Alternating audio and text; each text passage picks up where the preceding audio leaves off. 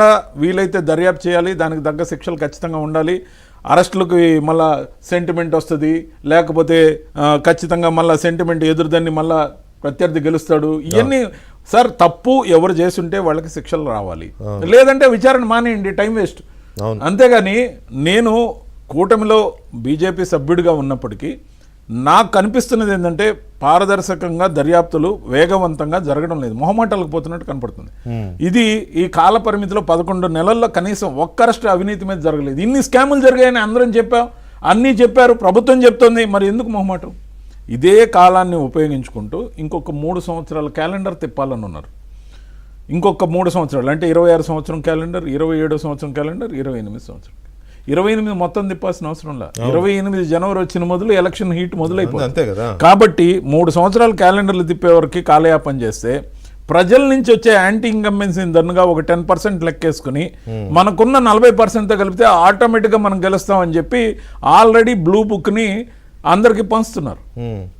కాబట్టి మళ్ళీ వస్తే ఏం చేస్తాం, ఎక్కడ ఏం తప్పులు దిద్దామని చెప్పకపోయినా ఇప్పటికీ ఒక కాంక్రీట్ కుర్చీ ఆడ ఆఫీసులో కూర్చొని మేనేజ్ చేస్తుంటుంది. పత్రికా విలేకరుగా మొదలైన అతను పరిపుష్టమైన రాజకీయ నాయకుడు అయిపోయాడు. శీర్షికలు లేకపోతే న్యూస్ చదివే ఒక వ్యక్తి మీడియా డిపార్ట్మెంట్ అంతటినీ హ్యాండిల్ చేస్తున్నాడు.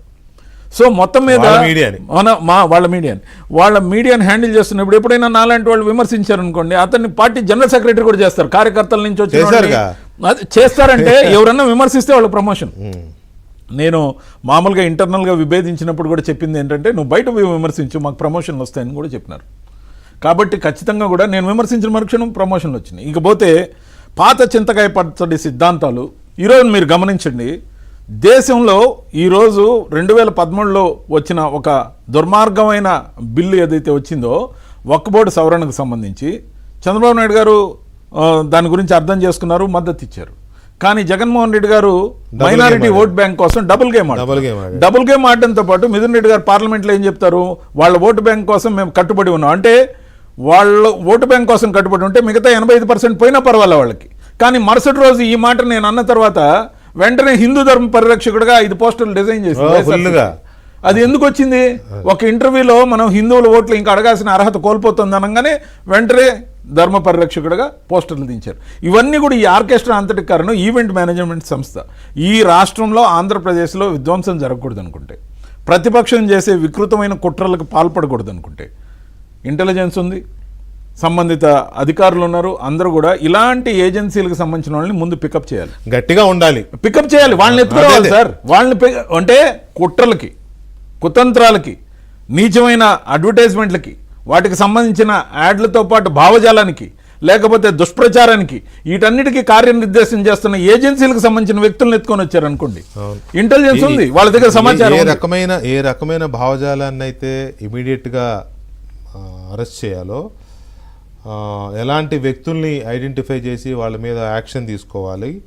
తర్వాత జగన్మోహన్ రెడ్డి ఎజెండా ఫిక్స్ చేయబోతున్నాడు, అర్థమైపోతుంది. అది రకరకాల ఇష్యూస్ని బేస్ చేసుకుని ఒక కుట్ర రచన జరుగుతోంది. అది అతని టార్గెట్ ఏంటంటే రాష్ట్రంలో ఒక అలజడి క్రియేట్ చేయాలి, ఒక అన్రెస్ట్ క్రియేట్ చేయాలి.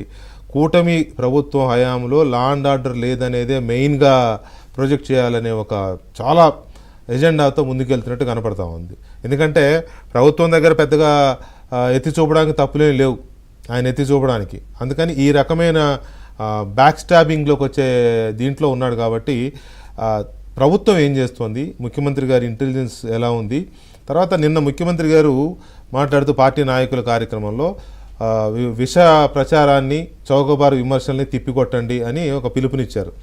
చౌకబారు విమర్శలు, విష ప్రచారం కాదు, ఇది ఏకంగా కుట్ర అవుతోంది. దీపక్ రెడ్డి గారు బాగా గమనిస్తే చాలా పెద్ద ఎత్తున కుట్రల రచన